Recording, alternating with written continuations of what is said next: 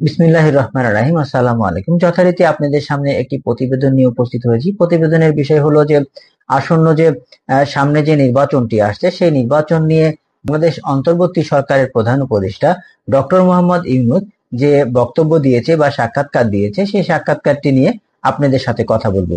সাক্ষাৎকারের বিষয়টি হলো এরকম যে তিনি বলেছেন গত কয়েক দশকে যে নির্বাচনটি হয়েছে সেই নির্বাচনের চেয়ে সেই নির্বাচন থেকে অবাধ ও নিরপেক্ষ নির্বাচন হবে। এই কয়েক দশকের মধ্যে অত্যন্ত দৃষ্টান্তমূলক নির্বাচন হবে বলে তিনি বক্তব্য দিয়েছেন। তিনি যে কথাটা বলেছেন এই কথা একটি প্রতিবেদন আকারে প্রকাশ করেছে যুগান্তর। যুগান্তর থেকে আমরা পড়ে আসি, যুগান্তর থেকে পড়ে এসে তারপরে আপনাদের সামনে কথা বলার চেষ্টা করব। চলুন দেখি যুগান্তর কি লিখেছে প্রতিবেদনে।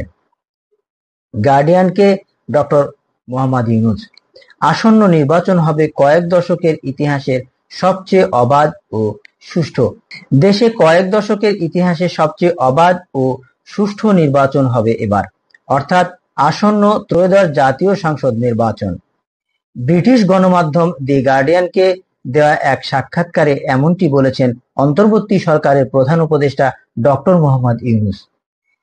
তিনি আরো বলেন, এবছরের ডিসেম্বর থেকে আগামী বছরের মার্চ মাসের মধ্যে যে কোনো সময় নির্বাচন অনুষ্ঠিত হতে পারে।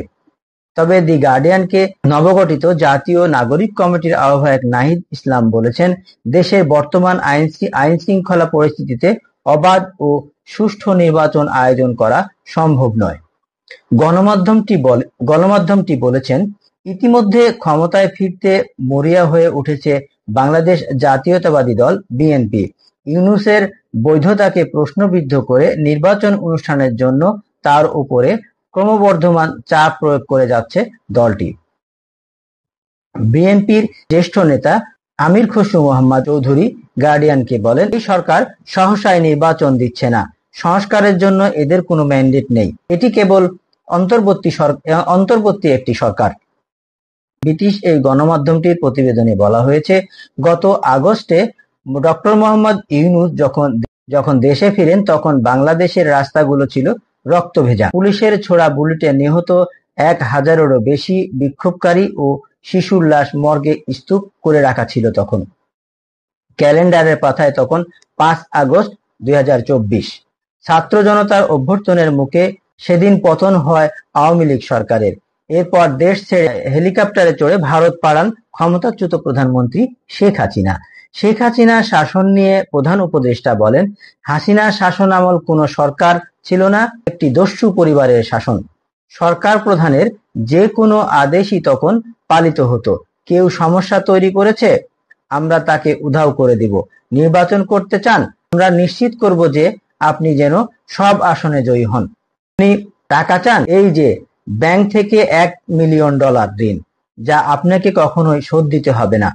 ডক্টর মোহাম্মদ ইউনূস দ্য গার্ডিয়ানকে বলেছেন, শেখ হাসিনা বাংলাদেশের অপূরণীয় ক্ষতি করেছে। এটি ছিল সম্পূর্ণরূপে বিধ্বস্ত একটি দেশ, আরেকটি গাজার মতো। তবে এতে কোনো ভবন ধ্বংস হয়নি, ধ্বংস হয়েছে প্রতিষ্ঠান, নীতিনৈতিকতা, মানুষ ও আন্তর্জাতিক সম্পর্ক। সাক্ষাৎকারে প্রধান উপদেষ্টা জানান, শিক্ষার্থীদের অনুরোধেই তিনি অন্তর্বর্তী সরকারের নেতৃত্ব দিতে রাজি হয়েছেন। আমরা যে প্রতিবেদনটি দেখে আসলাম সেই প্রতিবেদন অনুসারে ডক্টর মোহাম্মদ ইউনূস যে কথাটা বলেছেন, বছরের শেষে অথবা আগামী বছরের মার্চের মধ্যে নির্বাচন হতে পারে এবং নির্বাচনটি হবে গত কয়েক দশকের ইতিহাসের অবাধ, সুষ্ঠু ও নিরপেক্ষ নির্বাচন। আমরা যেমন আশা করি তিনি যে কথাটা বলেছেন এই কথাটায় যে এই ধরনের নির্বাচনে সাধারণ বাংলাদেশের মানুষ চায়। বাংলাদেশের জনগণ অবাধ ও নিরপেক্ষ নির্বাচন চায়, তাদের ভোটের অধিকার ফিরে পেতে চায়, তারা ভোট দিতে চায়, যা গত 16-17 বছর বাংলাদেশের জনগণ ভোট দিতে পারেনি।